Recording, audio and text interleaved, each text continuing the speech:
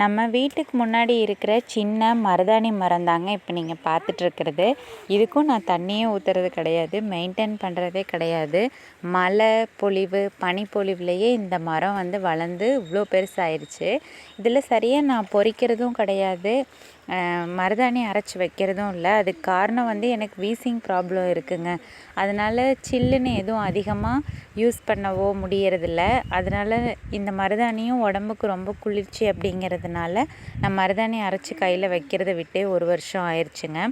So இப்போ எதுக்கு பொறிச்சிட்ருக்கேன் அப்படின்னு பார்த்தீங்கன்னா, ஹேர் ஆயில் ரெடி பண்ணுறதுக்கு தான். ஸோ பிரணீத் பிறந்ததுக்கப்புறம் நிறைய ஹேர் லாஸ் ஆச்சு அப்படிங்கிறதுனால மருதாணி இலை, கருகாப்பிள் தலை இலை இதெல்லாத்தையும் பொறிச்சு நல்லெண்ணெயில் ஹேர் ஆயில் மேக் பண்ணி தலைக்கு தேய்ப்பேன். அதை பற்றின லாங் வீடியோ ஆல்ரெடி நம்ம யூடியூப் சேனல்லையே இருக்குது. ஸோ இன்றைக்கி ஃப்ரீ, பிரணீத்துக்கு லீவு, நானும் ஃப்ரீயாக தான் இருக்கேன் அப்படிங்கிறதுனால கருகாப்பிள் தலை, மருதாணி இலை, வேப்பந்தலை இதெல்லாம் பொறிச்சிட்ருக்கேங்க.